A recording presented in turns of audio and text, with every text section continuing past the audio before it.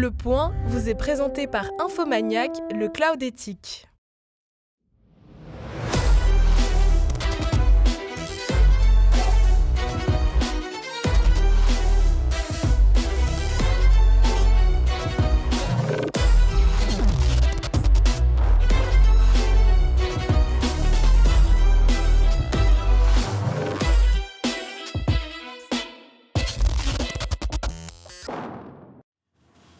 Kamala Harris est une femme, et oui, et cela pourrait bien lui coûter, ou au contraire lui valoir son élection à la tête des États-Unis le 5 novembre prochain face à Donald Trump. Un homme face à une femme, Tintin.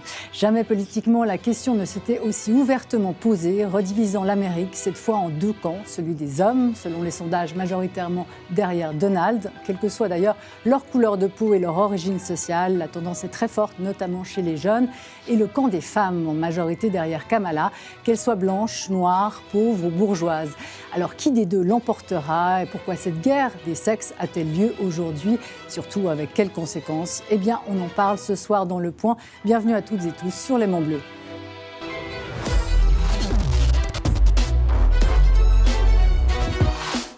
Et bienvenue à nos femmes et à nos hommes ce soir sur ce plateau. Le grand plaisir de recevoir Églantine Jamet. Merci beaucoup de nous avoir rejoints. Vous êtes une spécialiste des questions d'égalité entre hommes et femmes, notamment en théorie, puisque vous êtes docteur en sciences sociales. Vous avez mené des recherches en genre et en religion, mais aussi en pratique, puisque vous êtes à la tête d'un cabinet Artemia qui aide les entreprises à atteindre justement la mixité dans les postes à responsabilité entre hommes et femmes, notamment. Olivier Massin, bienvenue pour la première fois sur ce plateau. Très heureuse de vous recevoir. Vous êtes philosophe, professeur et directeur de l'Institut de philosophie à l'Université de Neuchâtel et vous avez signé une définition du wokisme brillante, qu'on adhère d'ailleurs ou pas à votre thèse, au livre de Jonas Follonier qui vient de paraître, La diffusion du wokisme en Suisse, qui vient de paraître chez Slatkin. Mathilde Mottet, grand plaisir de vous recevoir. Vous êtes la coprésidente des femmes socialistes en Suisse. Vous êtes la représentante d'une tendance majoritaire actuellement, y compris chez nous, chez les femmes, qu'on dit plutôt progressistes, voire carrément à gauche. Vous êtes également élue municipale en Valais, dans la commune de Montaix. Et enfin, Korab Rachti, merci infiniment de nous avoir rejoints de Berne. Vous êtes député UDC au Grand Conseil bernois, le digne représentant, vous, des hommes jeunes aujourd'hui, plutôt à droite, voire à droite, y compris chez nous aussi. Et en plus, vous vous réclamez du courant libertarien, le même que Milei en Argentine et Elon Musk, presque colistier aujourd'hui de Donald Trump et un de ses plus importants soutiens logistiques et financiers. Et enfin, notre cher Philippe Val, en duplex de la Drôme, vacances scolaires oblige. Vous êtes un peu notre moite-mate aujourd'hui, mi-homme, mi-pro-Kamala et évidemment éditorialiste maison, ancien de directeur de Charlie Hebdo et de France Inter. Et pour lancer cette émission, on retrouve en direct de Savannah en Géorgie Richard Verly. Bienvenue. Merci. Vous étiez avec Tim Walz, le colistier de Kamala Harris, puisque vous couvrez cette élection américaine pour le journal Blick, dont vous êtes le correspondant international. C'était votre chronique d'ailleurs lundi. Kamala Harris pourrait perdre cette élection parce qu'elle est une femme. Vous avez toujours le même diagnostic aujourd'hui? Oui, et en tout cas, c'est sur ce front féminin que les démocrates font vraiment le forcing. Et hier, je peux vous dire qu'à la rencontre avec Tim Walz, il y avait plusieurs centaines de personnes et au moins les deux femmes. Le message, il est vraiment clair, c'est adressé aux femmes, allez voter, c'est votre liberté, c'est le droit à disposer de votre corps, bien évidemment l'avortement qui est en question. Donald Trump a dit, Tim Walz veut même rentrer dans votre chambre à coucher. Donc on voit bien ce tir politique des démocrates ici en Géorgie, dans un État clé, un des 7 États qui va décider du sort de l'élection présidentielle. L'autre cible, c'est les hommes noirs américains, ça j'avais pu le voir dans d'autres endroits, notamment en Pennsylvanie. Si Kamala Harris veut avoir une chance d'être élue, parce qu'elle est une femme, elle doit arriver à convaincre les hommes noirs américains qu'elle peut devenir leur commandant en chef. Mais ceux que vous avez rencontrés jusque-là, parce que vous avez fait tout un périple justement à travers les États-Unis, ceux que vous avez rencontrés jusque-là, des hommes, quelles que soient d'ailleurs les communautés ou quelles que soient les couches sociales, ils sont plutôt derrière Trump. En tout cas, c'est ce que nous disent les sondages qu'on a reçus. Alors, Ce qui est certain, c'est que dans le public, on va dire peu éduqué ou de petite éducation secondaire, ce public-là, masculin, est très sensible aux arguments de Trump, mais au-delà des arguments de Trump, c'est sa posture, la posture très virile, macho, je vais diriger l'Amérique, je vais impressionner tout le monde, je vais forcer les dictateurs à discuter avec moi. Ça marche. La difficulté pour Kamala Harris, encore une fois, c'est qu'elle est une femme, on sait ce qui est arrivé avant elle à Hillary Clinton, et qu'elle, en plus, c'est une femme noire et d'origine indienne et jamaïcaine. Ça, ce sont 3 obstacles réels. Elle a pour elle la compétence, mais auprès d'un grand public américain, la compétence n'est peut-être pas l'élément dominant du vote du 5 novembre. Et puis ce qu'on dit aussi, c'est qu'effectivement, cette élection, on l'a vu, il y a des urnes qui ont brûlé déjà, elle est très tendue. Est-ce que cette tension qu'on voit chez nous, est-ce que vous la ressentez, vous l'avez ressentie sur le terrain? Dans quel état d'esprit sont les Américains que vous en rencontrez? Alors pour le moment, ce que j'ai ressenti, c'est plutôt de l'appréhension que de la tension. Je m'explique. Je suis allé dans un bureau de vote, par exemple en Caroline du Nord, qui est aussi un des États clés. Vous savez que les Américains peuvent voter de manière anticipée. Ils pourront le faire jusqu'au 2 novembre. Il n'y avait pas de tension particulière. Les opérations électorales se passaient correctement. C'était calme. Il y avait les observateurs des 2 partis. Par contre, dès que les gens sortent du bureau de vote, ils vous disent leur appréhension sur ce qui peut se passer après. Et c'est notamment le lendemain du 5 novembre que tout le monde a peur. Dans le cas de figure où les résultats seraient très disputés, prenez la Géorgie, 2020, ça s'est fait à 12 000 voix près. Joe Biden l'a emporté ici et vous savez que Donald Trump a fait quantité de procès qu'il a perdus. Eh bien, si plusieurs situations comme ça se représentaient en défaveur de Donald Trump, tout le monde a peur du pire. Alors le pire ou le meilleur, on le verra bien mercredi prochain. On se retrouvera à cette occasion, Richard Verly, puisqu'on va faire une spéciale américaine, une spéciale Breakfast at America pour commenter cette campagne. Donc à partir de 6h sur L'Aimant Bleu, ce sera mercredi prochain et vous serez, Richard Verly, sur notre plateau, enfin en Zoom, de Mar-a-Lago, le fief de Donald Trump. En attendant, on vous souhaite beaucoup de courage pour continuer à couvrir cette dernière semaine de campagne et on vous remercie beaucoup. À très vite, Richard. Merci. Alors, Kamala Harris qui pourrait perdre cette élection ou la gagner peut-être, parce qu'elle est une femme. C'est la bascule spectaculaire, notamment dans l'électorat blanc bourgeois féminin aujourd'hui qui frappe.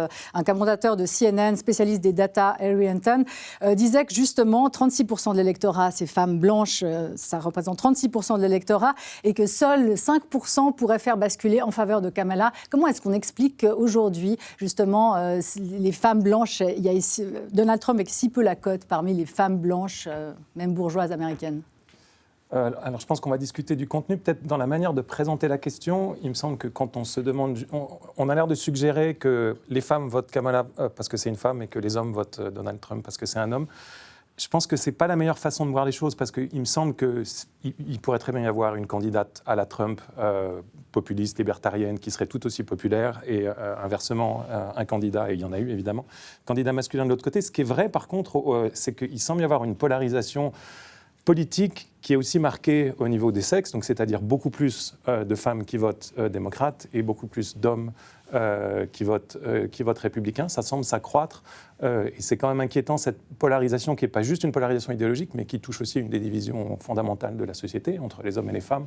Mais je pense que ça c'est peut-être la clé à expliquer là-dedans, plus que les femmes votent pour les femmes, les hommes votent pour les hommes. Ça me paraît plus douteux. Mais Donald Trump, là, c'était Michelle Obama qui, lors d'un meeting en soutien de Kamala Harris, disait « Prenez nos vies au sérieux ». Est-ce qu'aujourd'hui, justement, Donald Trump met en péril, notamment la vie des femmes?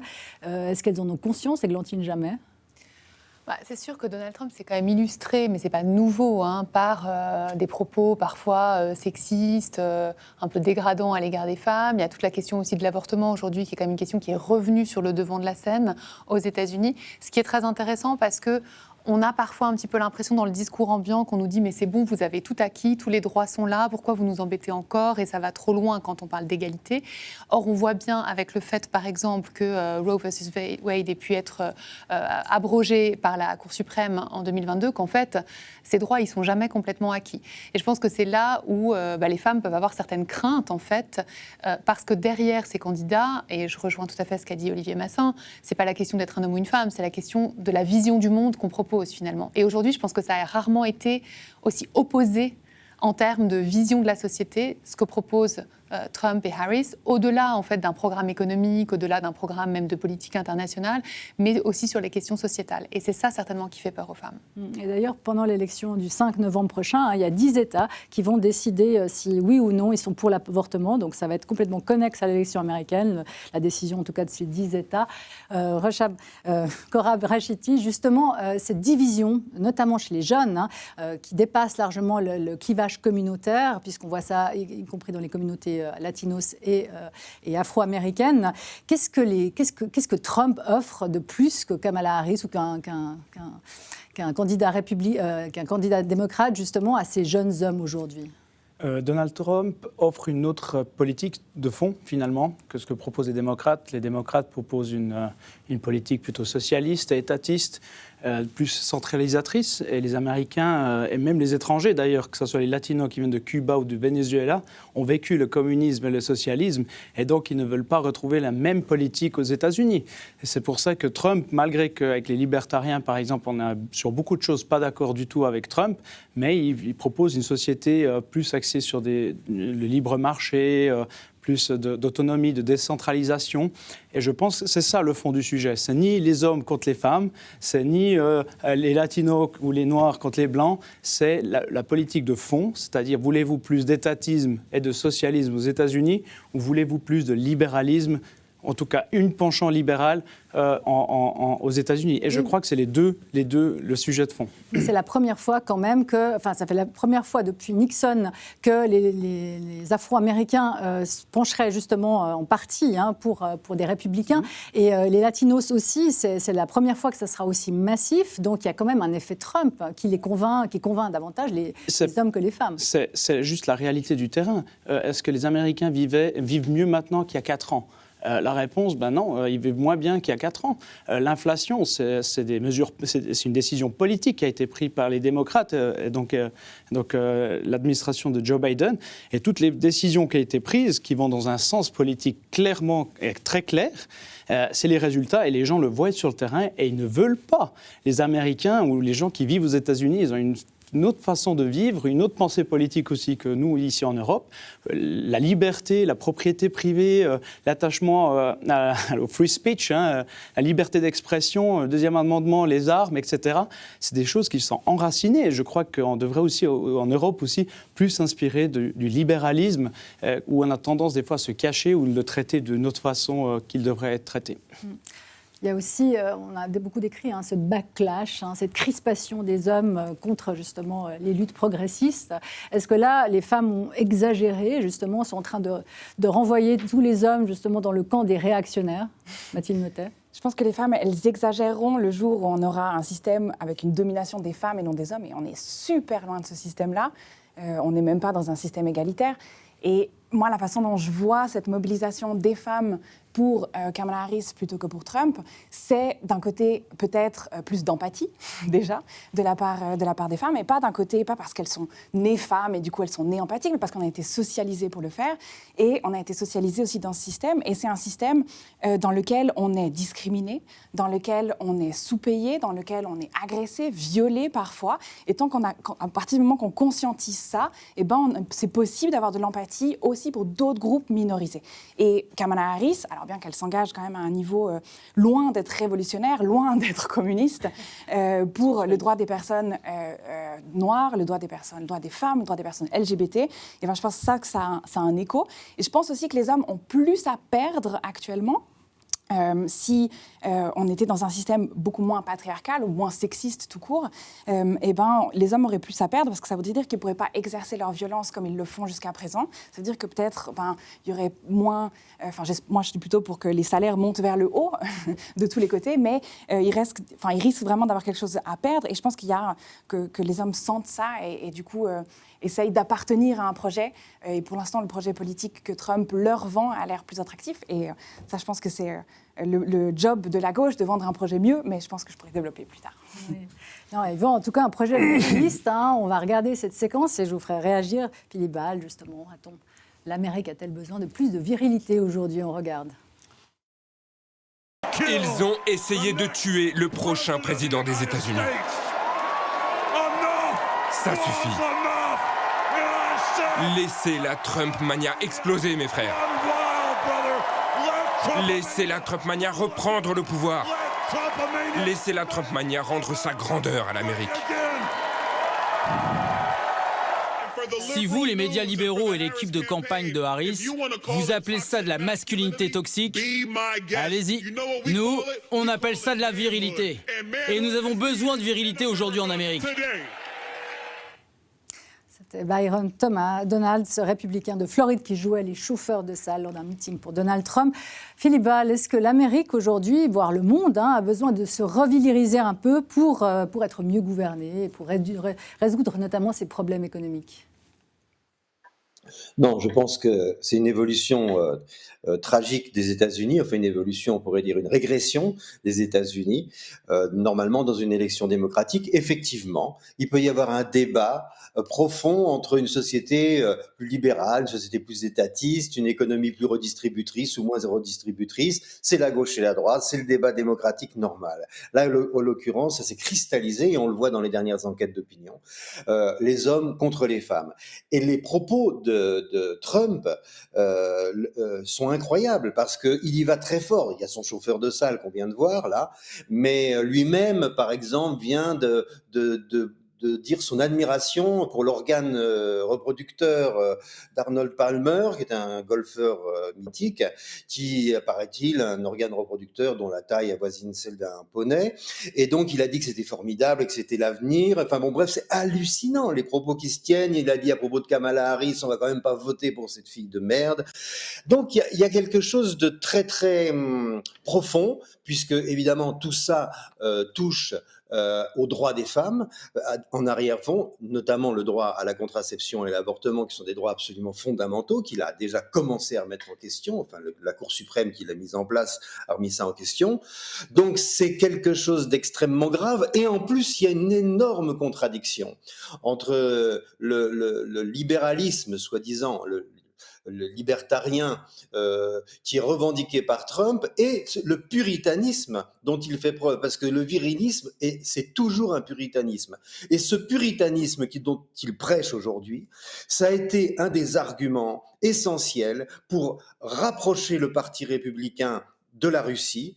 Le Parti républicain était hostile au communisme et hostile à la Russie traditionnellement, c'est fondamental dans son logiciel. Ça n'est plus vrai aujourd'hui. Et sur la base de ces théories virilistes, notamment et puritaines, que le Parti républicain, avec les Trumpistes, a changé vis-à-vis de la Russie, faisant semblant de croire que la Russie, que le communisme était tombé, que maintenant il fallait être là. En fait, le communisme, l'hostilité de la Russie n'est pas tombée avec le communisme. L'hostilité de la Russie continue et s'exerce très fort contre les États démocratiques avec des propagandes justement virilistes et puritaines.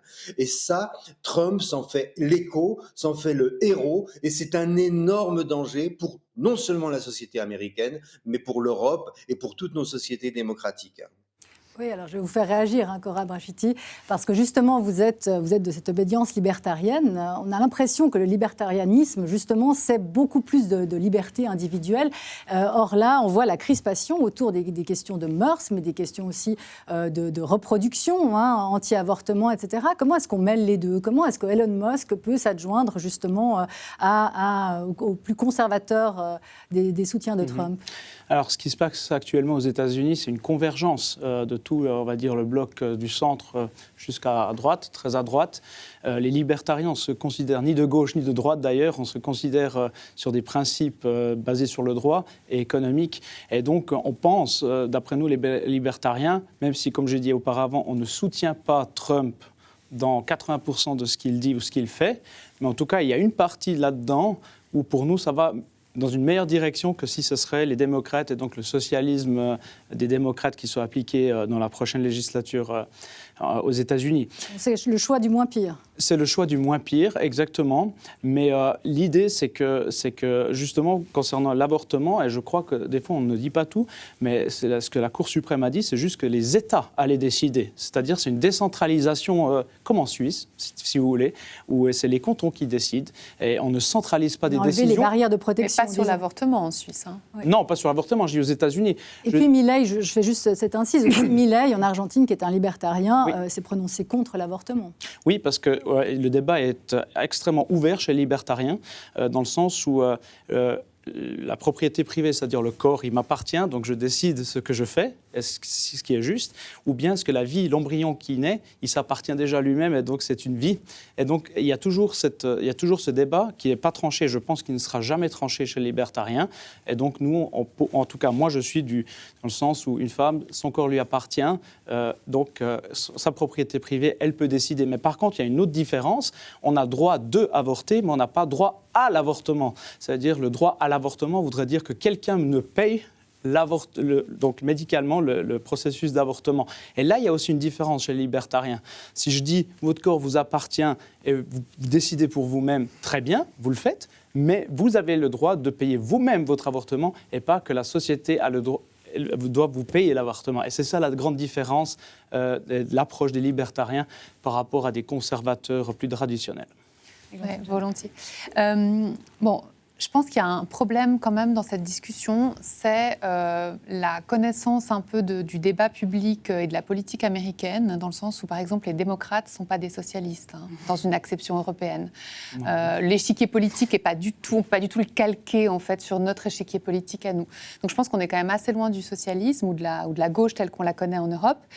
Au-delà de ça, les États-Unis sont un pays qui s'est fondé sur cette logique libertarienne. C'est le pays de la liberté, c'est le pays de la réussite individuelle, le self-made man, donc l'idée que moi-même, alors avec un peu la Bible et la grâce de Dieu, et beaucoup, puis... c'est quand même toujours très présent. C'est quand même très très présent, puis c'est le principe de l'éthique protestante du capitalisme, parce que c'est un signe d'élection si on réussit dans la vie, donc c'est quand même un truc qu'il faut rechercher, parce que c'est le signe qu'on est choisi par Dieu. Mais enfin, tout ça pour dire que le fondement de ce pays, c'est vraiment cette liberté et cette possibilité de réussir individuellement un peu à la sueur de son front. C'est peut-être un petit peu quand même un consensus aujourd'hui de dire que ça n'a pas très bien marché. C'est-à-dire que l'histoire montre quand même que ce pays est dans un état il y a de la misère sociale, il y a des divisions extrêmement profondes. C'est pour d'autres raisons que la liberté.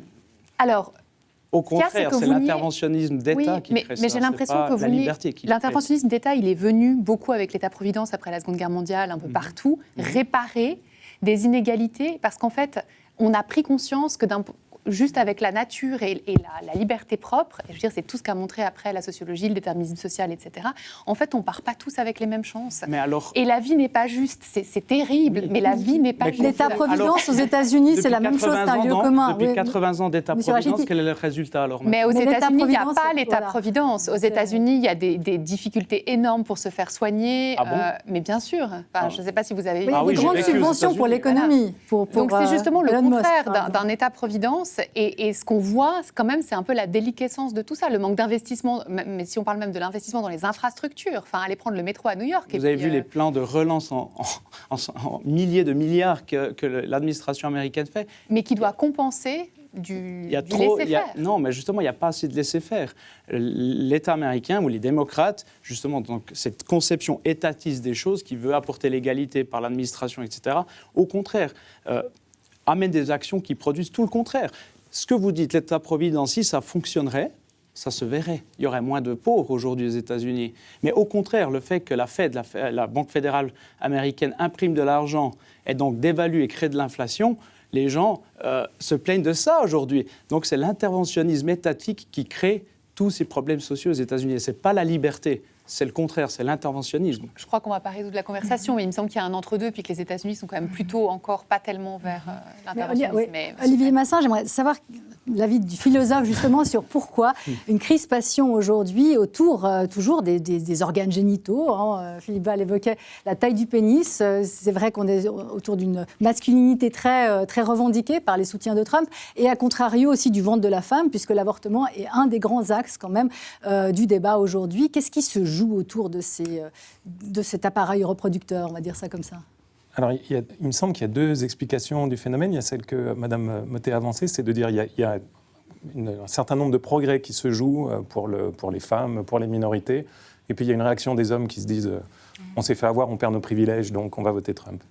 Moi, donc c'est une position. Moi, je ne suis pas d'accord avec cette position parce que je pense que le diagnostic est faux. Je pense qu'on a accepté beaucoup trop vite le diagnostic selon lequel on vivait dans une patriarchie ou dans un système de domination masculine. Et je pense que si on fait un meilleur diagnostic, on a plus de chances de comprendre ce qui se passe. Tout ce que vous avez dit, Mme Mottet, c'est vrai sur l'écart salarial. L'écart salarial, il faut le corriger après d'un certain nombre de choses, mais il reste en partie un écart salarial. Le fait que les hommes soient plus présents dans les postes à responsabilité, le fait que les hommes soient plus violents envers les femmes que l'inverse, tout ça est absolument juste. Mais je trouve que quand on fait ce type de constat et d'analyse de la société, on prend juste la moitié des choses. Donc ça, c'est ce que disent les féministes. Mais les masculinistes dont on vient d'entendre parler, ils font juste une sélection différente de statistiques, puis ils tirent un constat complètement opposé. Eux, ils disent 87% des sans-abri sont des hommes. Les hommes se suicident 3 fois plus que les femmes. Les hommes ont des travaux beaucoup plus dangereux. Les métiers qui sont les plus dévalorisés sont des métiers occupés par les hommes. Donc ils sélectionnent ces données-là. Et puis ils disent après, regardez, on vit dans un système de domination féminine, matriarchie contre patriarchie. Moi, je pense que si on met tout ensemble, il n'est pas totalement évident qu'on vit dans un système matriarchique ni patriarchique. C'est important de compenser les deux choses, et en particulier si on regarde ce qui se passe tout en haut, de regarder ce qui se passe tout en bas. Donc les femmes sont sous-représentées tout en haut, mais elles sont sous-représentées tout en bas. Chez les SDF, 85%. Hein. Si on regarde la très grande pauvreté, hein, donc c'est tout en haut, tout en bas. Hein. Ouais. L'aide sociale en Suisse, c'est en majeure partie des mères en famille monoparentale, par exemple. La pauvreté, à la vieillesse. J'ai dit tout en bas. Et si on regarde les écarts salariaux, pas les écarts salariaux tout en haut, ni ceux qui sont tout en bas, mais il y a une énorme progression. Et je pense que c'est un autre facteur d'explication de ce qui se passe aux États-Unis maintenant, c'est qu'il y a une vraie crise de la masculinité. Dans ce que vous avez dit, ça me semble assez naturel. Enfin, on a entendu 1000 fois virilisme, masculinité toxique, etc. Je pense que c'est très dur pour un homme aujourd'hui, dans ce contexte, de se dire comment je peux affirmer que je suis un homme. Qu'est-ce qu'elle peut être autre que toxique, la masculinité, si vous êtes un homme aujourd'hui? Il y a vraiment une... je ne dis pas ça comme une question piège, hein, mais je pense que ce n'est pas évident dans une société où on essaye de se poser, et d'avoir une identité, comme c'est devenu un thème central aujourd'hui, de dire comment on trouve sa place quand on est un homme aujourd'hui. Et je crois que c'est un des facteurs d'explication de ce qui est en train de se passer là, c'est qu'on a vraiment une crise de la masculinité. On parle beaucoup des femmes, et c'est très bien qu'on en ait parlé, mais je pense qu'on a oublié les hommes, on a oublié leur décrochage scolaire, on a oublié leur décrochage universitaire, on a oublié tout un tas de choses. Et ça explique sans doute ce basculement et cette polarisation politique. Alors, est-ce que les déclassés, justement, Mathilde Mottet, aujourd'hui, les déclassés sont des hommes? Mais non, je ne pense pas. Je pense que c'est possible d'avoir un sentiment de déclassement, c'est possible de se sentir perdu dans ce système et de ne pas savoir forcément comment interpréter le mouvement féministe, ou bien de se dire « Ah, purée, tous les repères que j'ai eus jusqu'à présent, des repères patriarcaux, domination. » Regardez, vous l'avez dit, regardons les deux systèmes dont vous parlez. Il y a ce système patriarcal qui explique pourquoi les femmes meurent sous les coups des hommes, rien que parce qu'elles sont des femmes, qui explique pourquoi elles sont sous-payées, qui explique pourquoi elles sont sujettes aux violences, pas respectées, pas entendues, etc.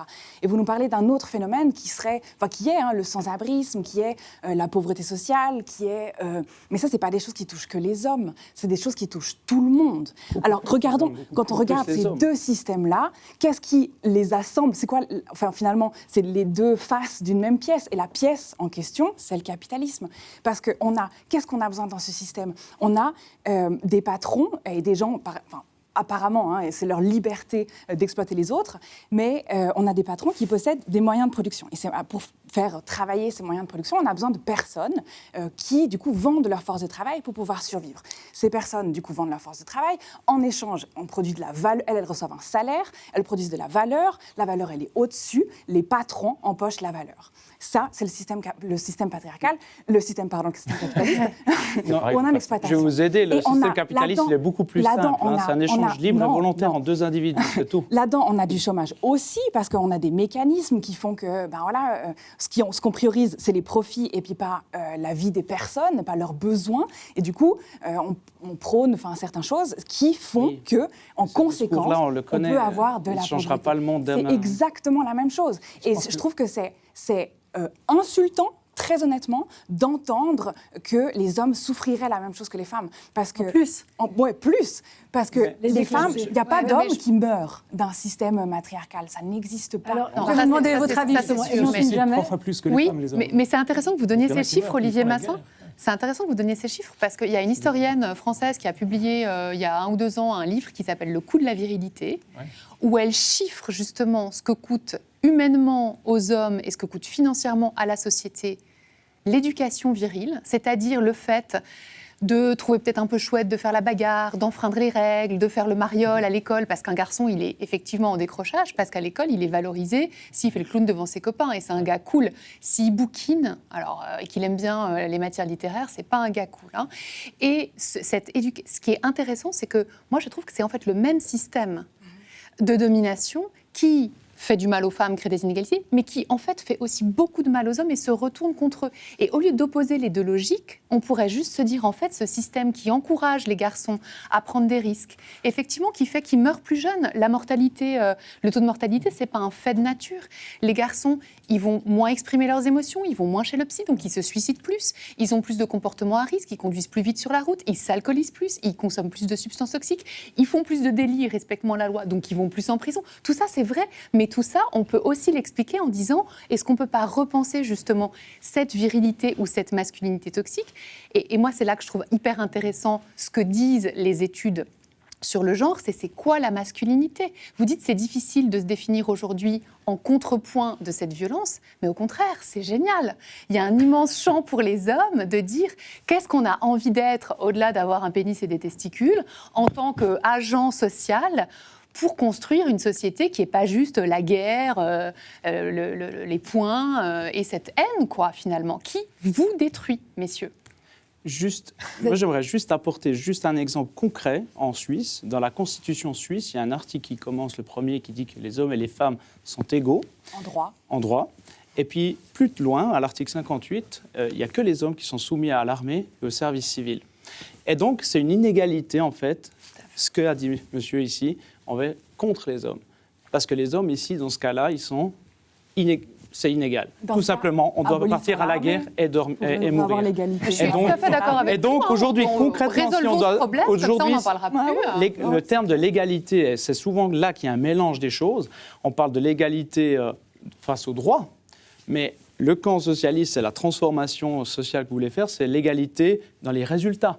Si je dois schématiser, on fait une égalité dans un sprint de 100 mètres. Alors, l'égalité devant le droit, c'est la ligne de départ. Et on arrive chacun à son rythme. Mais ce que souhaite cette transformation sociale, c'est qu'on arrive tous en même temps, la même chose. Mais moi, en tant que libertarien, j'adore la diversité. Moi, j'adore qu'on soit tous différents. Je ne veux pas ressembler à tout le monde. Je n'aimerais pas être lui ou elle ou vous. J'aimerais être ce que je suis. Et c'est ce genre de société que j'aimerais. On a tous des capacités différentes, on a tous des qualités différentes des uns des autres. Et le vouloir transformer ça, c'est aussi impossible. Puisque si aujourd'hui on dit cette ligne-là, c'est l'égalité, le fait que j'agisse tout simplement, demain, il y aura automatiquement une inégalité. Et donc, ce discours-là sert toujours une sauce à plus d'interventionnisme d'État, à plus de contrôle sur la propriété privée, etc. Et c'est ce qu'on condamne chez les libertariens. Je pense que justement ce discours. J'aimerais juste sur la question du décrochage, qu'on revienne parce que vous avez prononcé le mot décrochage chez les garçons, justement, Olivier Massin. Le sentiment de déclassement, on le mesure aux États-Unis, on le mesure peut-être chez nous aussi. Est-ce qu'aujourd'hui, ça c'est mesuré ? Est-ce qu'on voit que les garçons, justement, peut-être font moins d'études que les femmes, qu'ils occupent près de moins en moins des postes à responsabilité. Est-ce que ça, c'est quelque chose que vous constatez? Oui, alors, il y a un problème de décrochage scolaire des garçons qui est connu depuis longtemps et qui s'accentue, en particulier dans les classes populaires. Et à l'université, je crois que en Suisse et dans le monde, en gros, l'ordre de grandeur, c'est 60% d'étudiantes pour 40% d'étudiants. Donc là, il y a quand même une différence gigantesque. Et la variation par rapport aux années précédentes? Alors, j'ai plus en tête l'évolution, mais c'est un phénomène relativement récent, parce qu'évidemment, ça a compensé un phénomène qui était inverse précédemment. Mais une chose qui me semble importante de souligner, c'est vraiment une différence cruciale, ça, enfin, ce décrochage-là. Ce qui est très étonnant, c'est qu'on en parle si peu. Moi, j'ai pas du tout de problème avec le fait qu'on parle des difficultés que rencontrent les femmes. Mais ce que je trouve assez significatif, c'est que toutes ces statistiques que j'ai données là sur les garçons, moi, je les ai apprises récemment, en partie en préparant cette émission, d'ailleurs. Mais c'est des choses qui surprennent, parce qu'on a avalé le discours selon lequel on vivait clairement dans une société patriarchique. Et même quand on donne des éléments qui vont dans l'autre sens, là c'est repris peut-être, mais ça confirme que la patriarchie va contre les hommes. Non, il me semble la bonne réponse à ça, c'est de dire les choses sont juste beaucoup plus nuancées. Il y a deux choses que je voulais dire encore pendant que j'ai la parole. Pour vous répondre, Madame Mottet, sur le capitalisme. Alors, évidemment, il y a des grands débats sur quelle est la bonne façon de faire ça, mais grand débat politique sur capitalisme, libéralisme, etc. Je pense que le discours anticapitaliste par rapport à la libération des femmes se heurte à des problèmes importants. Un des facteurs cruciaux de la libération des femmes, ça a été la croissance économique, ça a été la chute de la mortalité infantile, qui est, sans ça, quand vous devez faire 10 enfants pour en garder 5, c'est fini la vie professionnelle. Donc je pense qu'il ne faut pas... Il y a un très bon livre de Vera Nikolsky qui vous plaira parce qu'elle est socialiste ou communiste elle-même, mais elle reconnaît je crois, j'espère pas dire de bêtises à son sujet, mais elle reconnaît cet impact très important de la croissance économique pour la libération des femmes. Sans ça, on revient... je veux dire, essayez la décroissance et vous verrez ce qui arrivera aux femmes. Qu'est-ce qui arrivera quand on essaie la décroissance? Si vous voulez faire des enfants, alors si on ne fait pas d'enfants, c'est une autre solution. On peut-être en parlera ensuite de la chute de la natalité, mais c'est un luxe que permet la croissance économique, qui a permis la croissance économique aux femmes de pouvoir travailler, d'accéder au marché du travail. Parce qu'il y a une division des tâches. 95% des mammifères, c'est les femmes qui s'occupent des enfants. Je ne dis pas que tout est naturel. Je sais que vous n'aimez pas ce genre de considération, mais enfin, il y a quand même... mais les femmes ont quand même toujours travaillé, même si elles avaient des enfants, dans les champs. Je parle de travail professionnel. Oui. Avant la révolution... Là, vous parlez post-révolution industrielle, vous ne parlez pas avant, parce qu'avant, tout le monde travaillait. Même les enfants travaillaient, d'ailleurs. Moi, je vais vous dire ce qui va se passer à partir du moment qu'on a une décroissance. Peut-être que si on a une décroissance, et du coup, ce monde socialiste dont vous croyez connaître les contours, mais parlons-en, vendons ce projet-là, peut-être qu'on aura une égalité. Une égalité, ça veut dire qu'on pourrait choisir finalement de travailler ou non, et que le salaire ne serait pas directement lié à une productivité, à quelque chose qu'on produit. Peut-être que dans un monde avec une décroissance, on aura un environnement, en fait, on aura peut-être un environnement de l'air qu'on peut respirer, avec moins de catastrophes naturelles, avec de l'air propre, avec des enfants qui peuvent jouer dehors, avec quelque chose de beau. On peut avoir une égalité, on peut avoir du coup plus de peur de violence, plus peur de marcher dans la rue le soir, et finalement être libre de faire ce qu'on veut. Vous parlez de liberté, mais les gens aujourd'hui ne sont pas libres, parce qu'on est obligé, vous êtes obligé, je suis obligé de vendre ma force de travail pour pouvoir survivre. Et qui vous prend la plus grande majeure partie de votre salaire et de votre revenu, selon vous, de façon contrainte? Les assurances. Non. À qui vous devez payer le plus? Qui pense à l'État. Ouais, je pense que... À qui vous devez donner la grande majeure partie de votre revenu?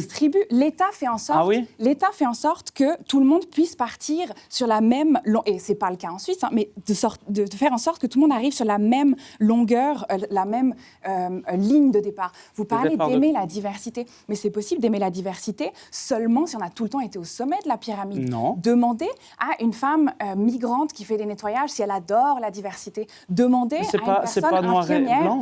une personne infirmière qui doit venir travailler en Suisse parce qu'elle ne veut pas se permettre Madame, autre moi chose. je connais beaucoup de banquiers qui sont retournés dans une vie beaucoup plus simple. La diversité, c'est chouette, mais on a besoin d'un cadre clair qui puisse permettre à tout le monde de vivre bien. Et actuellement, en Suisse, comme aux États-Unis, il n'y a pas tout le monde qui peut vivre bien. Mais ce que vous dites, c'est une utopie. Il y a la réalité ensuite. Une utopie, c'est pas un projet qui n'existe pas, c'est juste un projet qui n'existe pas encore. Il y a une aliénation qui frappe quand même dans le débat débat d'aujourd'hui, enfin dans le débat d'aujourd'hui, pas ce soir sur ce plateau, mais dans ce débat autour notamment de l'avortement, c'est le retour du religieux, pour vous qui avez revendiqué le droit d'emmerder Dieu, justement, ce retour du religieux qui est très fort aux États-Unis, les évangélistes, etc., et qui accompagne effectivement toute la campagne de Trump, mais qui est très fort chez nous aussi.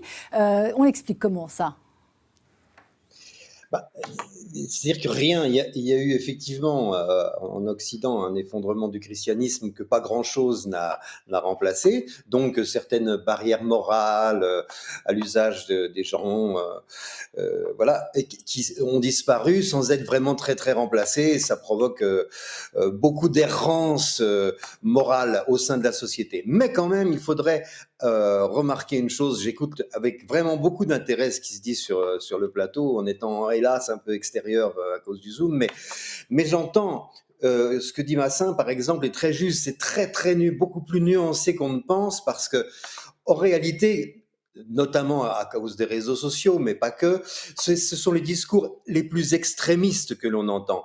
Et ce sont ceux-là qui s'affrontent, c'est-à-dire en gros le virilisme texan et le wokisme californien. Donc ce sont deux puritanismes qui s'affrontent, et ce sont deux haines qui s'affrontent. La haine des hommes ou l'amour excessif des hommes, si vous voulez, et de la virilité. La haine des hommes du côté des wokistes, parce qu'ils sont tous coupables d'être des violeurs potentiels, enfin toutes ces âneries qu'on entend, et puis les anti-LGBT de l'autre côté, et puis les sociétés qui s'effondrent à cause du manque de virilité. Enfin tout ça, ce sont deux extrémismes, deux puritanismes. Mais au milieu, dans la majorité des cas, il y a énormément de femmes qui aiment la fréquentation des hommes et qui sont prêtes à discuter, à négocier avec les hommes, et des hommes qui sont pour l'avortement, pour le droit des femmes, pour l'égalité des salaires. La société démocratique est plutôt bienveillante au niveau des hommes et des femmes, les uns vis-à-vis des autres. Et moi, je suis personnellement, ça n'a aucun intérêt, mais plutôt d'un féminisme tendance Elisabeth Badinter, où c'est la collaboration et l'estime entre les hommes et les femmes qui font qu'on fait avancer les choses. Et parmi d'ailleurs les choses qui ont fait avancer beaucoup la cause des femmes, il en a été question tout à l'heure, on a parlé évidemment de l'économie et puis du niveau de vie finalement, et de l'aisance que ça donnait et du loisir que ça laissait pour penser la société dans laquelle on vit. Néanmoins, il y a eu aussi la psychanalyse, l'apport de Freud, de la psychologie profonde, d'une philosophie moderne, qui a eu raison des préjugés religieux, qui a eu raison des préjugés religieux contre les femmes, qui ont eu raison de l'appropriation du corps des femmes par la société, qui a eu raison de tout ça, au moins dans la loi. Et maintenant, une fois que la loi est faite, il faut se battre pour que ça passe dans les faits. Mais après, c'est un combat social qui dépend aussi de l'entente entre les hommes et les femmes, et non pas de l'affrontement entre les hommes et les femmes. Je ne veux pas faire jouer les bisounours, mais néanmoins, on ne pourra pas penser un progrès entre les hommes et les femmes sans une pensée universaliste.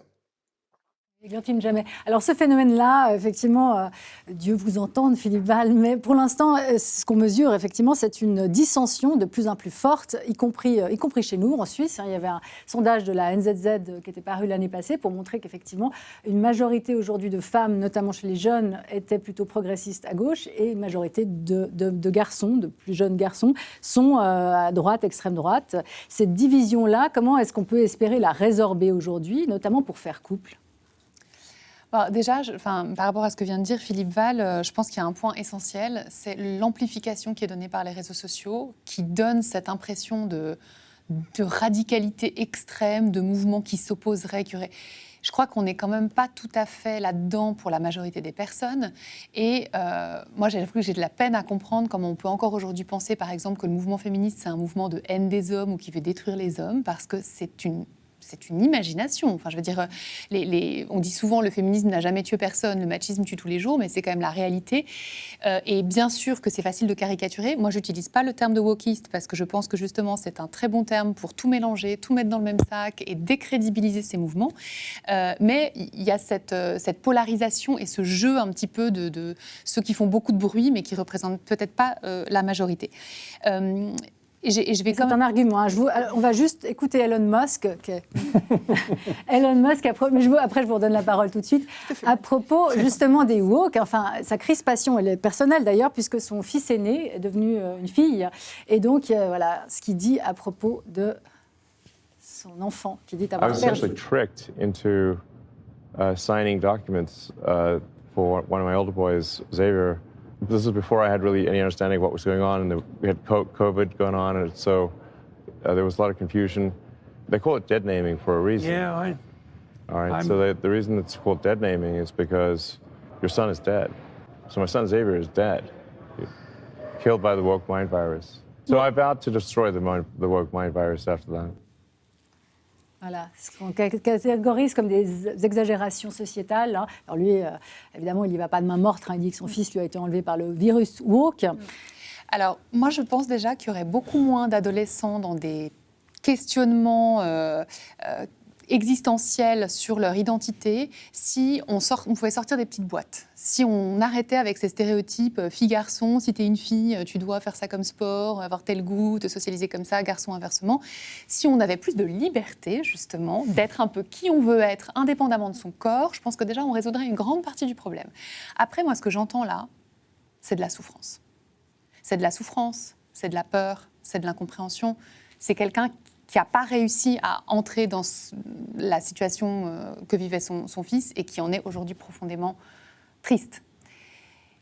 Je trouve que ça rejoint beaucoup ces mouvements aussi de crispation, de peur, de perte de repères dont on a parlé, et le fait que peut-être justement ces jeunes hommes, ils s'accrochent à des clichés en fait, et au fait d'être valorisés par leurs muscles, par des conceptions en fait assez basiques, assez presque un peu animal ou terre à terre de ce qu'est une virilité fantasmée, parce que finalement, s'ils n'ont pas les codes, s'ils n'ont pas de formation intellectuelle, etc., c'est très séduisant et ça permet de se dire « Ah bah oui, je suis quelqu'un, tiens. Je suis quelqu'un, je suis un homme, je peux faire de la musculation, je peux m'alimenter avec quelque chose qui me donne une image positive de moi-même ou une image de dominant, là où je suis finalement pas un dominant au travail parce que j'ai un emploi non qualifié ou parce que voilà. » Donc, c'est assez triste quand même parce qu'on voit qu'on surfe sur un espèce de mal-être ou une perte de repères en proposant des solutions qui sont très simplistes mais qui ne sont peut-être pas celles qui vont nous emmener justement alors ni dans une réconciliation homme-femme ni dans un monde meilleur.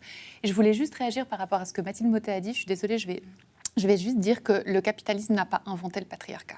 Le patriarcat préexistait au capitalisme et je crois que les quelques aventures communautaires, un peu d'extrême gauche, etc., beaucoup de mouvements d'extrême gauche ont montré qu'en fait, ils n'arrivaient pas à questionner forcément le patriarcat simplement en se débarrassant du capitalisme. Donc malheureusement, je pense que c'est un peu plus compliqué que ça, mais qu'en revanche, on a vraiment un intérêt commun, hommes et femmes, à questionner ce système, mais pour ça, il faut être d'accord sur le diagnostic. Et un des problèmes, c'est que manifestement, on n'est pas d'accord sur le diagnostic. Et peut-être quand même rappeler que dans cette histoire, ce n'est pas une vue de l'esprit, le patriarcat, parce que les femmes ont été des mineurs juridiques pendant beaucoup de temps, que ça ne se déconstruit pas en 2 secondes, qu'on en paye encore un peu les pots cassés, puis que si aujourd'hui on parle de Kamala Harris comme peut-être la première présidente femme des États-Unis, c'est qu'il n'y en a pas eu. Donc c'est quand même pas une vue de l'esprit. Mais après que les hommes souffrent aussi de ce système, évidemment. Mais c'est toujours, je pense que c'est toujours la même erreur que vous faites. Je suis toujours d'accord avec les données que vous dites, mais c'est juste la sélection des données qui ne va pas. Parce que oui, les femmes ont eu le droit de vote très tard, mais moi, j'aurais volontiers troqué l'obligation de faire mon service militaire. Mais vous étiez au pouvoir. Ce sont les hommes qui ont fait les lois. Non, mais pas vous individuellement. Mais ce sont les hommes qui ont fait ces lois quand même. On ne peut pas le nier. C'est eux qui étaient au pouvoir. Les femmes ne pouvaient pas choisir. Les hommes ont imposé un ordre social. Et je ne dis pas que les hommes qui vivent aujourd'hui en sont coupables. Mais dans l'histoire, c'est le cas. C'est pas complètement vrai. Puis c'est pas l'origine d'un ordre qui détermine si l'ordre. Il pourrait y avoir des hommes qui aient fait un ordre féminin. Donc je ne pense pas que ça tranche la question. Je voudrais juste revenir sur les stéréotypes que vous disiez, parce que je pense que c'est important, puis peut-être on peut tomber d'accord là-dessus, mais je suis assez surpris dans la manière dont vous traitez les stéréotypes, parce que d'un côté, on a l'impression qu'on a des bons stéréotypes, l'empathie, la compassion, ça c'est bien. Par contre, les gros muscles, la compétition, ou vous disiez la prise de risque tout à l'heure. C'est pas que je cherche pas du tout la controverse pour la controverse, mais au contraire, je pense que dans ce que vous disiez en réponse à Philippe Val avant, de dire qu'il faut trouver une manière de valoriser tout le monde, moi je ne trouve pas que la voie en dehors de ces problèmes-là soit de dévaloriser certains stéréotypes. Je pense que la prise de risque, Ça peut amener à faire des bêtises, et ça explique les statistiques que vous venez de donner. Ça fait qu'il y a des gamins qui meurent sur les routes, mais ça fait aussi qu'il y a des gens qui fondent des entreprises et qui font des choses merveilleuses. Finances des fusées. Et évidemment, c'est partagé, c'est aussi votre cas. On parle de traits là. Manifestement, de moins en moins, puisque les hommes se déclassent ou font moins d'études, ou prennent moins de risques, peut-être professionnellement aujourd'hui. Oui, mais ça dépend. Il y a vraiment des phénomènes de niveau et de niveaux sociaux qui expliquent, à mon avis, aussi des mouvements de l'électorat. Un des facteurs vraiment importants ici dans le décrochage scolaire et dans le taux de mariage et de personnes qui restent en couple, c'est que ça touche beaucoup plus les personnes, les classes populaires. Peut-être on peut parler de la famille, mais je pense que c'est une... Justement, c'est la question aussi. On va justement terminer sur la famille. Comment est-ce qu'on fait couple aujourd'hui dans une société qui est de plus en plus divisée entre hommes et femmes et qu'on résout aussi accessoirement le problème de la natalité, nos démographies qui sont décroissantes. Comment est-ce qu'on fait ça aujourd'hui ?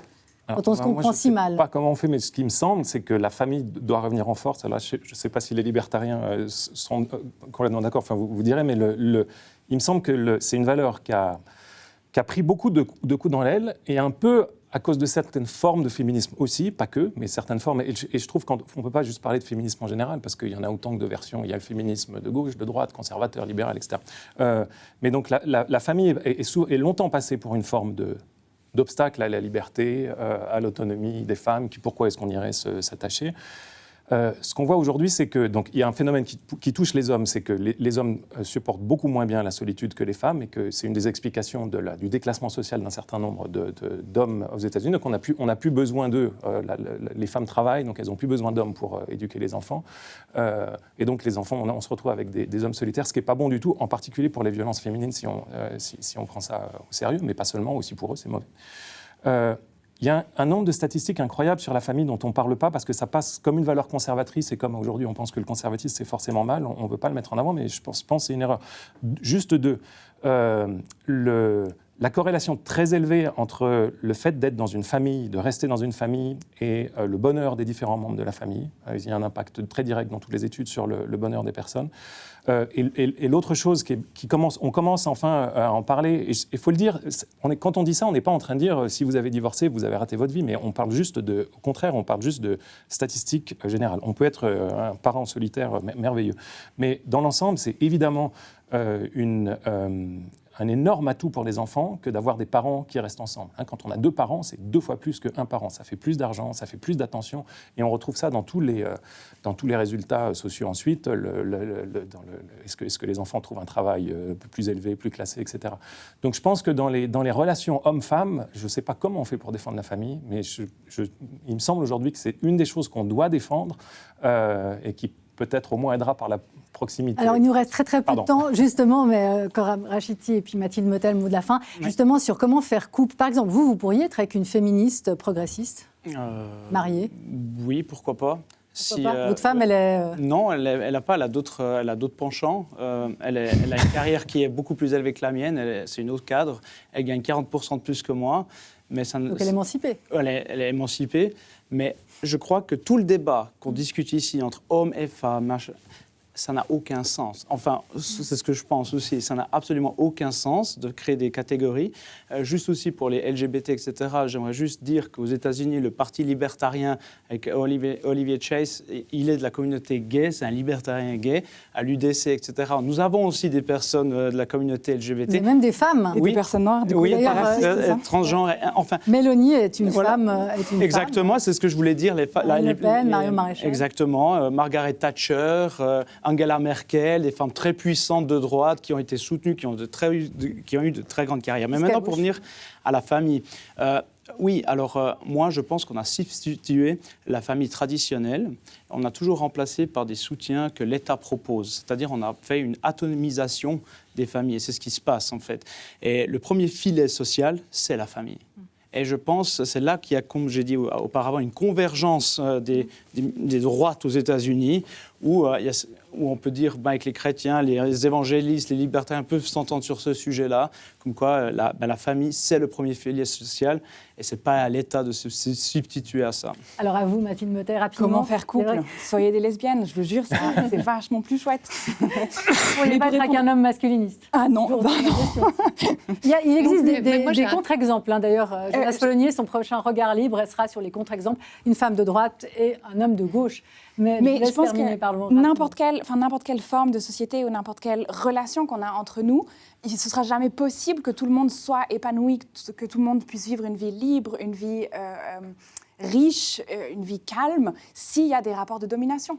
Parce que dans tout rapport de domination, il y a besoin d'une violence pour maintenir ce rapport de domination. Et c'est exactement la raison pour laquelle on a des violences patriarcales, des violences qui ont un but, qui sont basées sur le genre. Et c'est les femmes qui sont victimes de violences et pas les hommes dans ce système-là. Bien que les hommes aussi puissent souffrir de certaines formes de conséquences de ce système-là, complètement. Mais du coup, on a une violence parce qu'on a une domination. On a une domination des personnes riches sur les personnes pauvres, des personnes qui possèdent les moyens de production à toutes les personnes qui doivent travailler. Et tant qu'on a cette domination, ce ne sera pas possible que tout le monde puisse vivre. Il faut conclure. J'ai un tip pour le bonheur en famille et pour les hommes. Partagez les tâches, investissez-vous auprès des enfants, réduisez votre temps de travail pour que votre femme puisse aussi garder une autonomie financière. C'est un super tip concret pour le bonheur en famille. Voilà, et qu'il y ait moins de divorces. Et voilà, je vous remercie tous et toutes pour cette discussion extrêmement riche. Donc, on verra qui, des hommes ou des femmes peut-être, gagneront. On verra ça mercredi prochain. On vous dira tout d'ailleurs. On fait une journée spéciale élection américaine qui débutera à 6h et se poursuivra jusqu'à 11h, puis dans le journal de Jérémy Sédou. Et enfin, dans Le Point, en direct à 20h. Donc, branchez-vous sur vos postes, sur vos écrans, vos canaux dès 6h du matin, mercredi prochain. Je vous retrouverai à ce moment-là et je vous souhaite en attendant une excellente semaine à toutes et tous.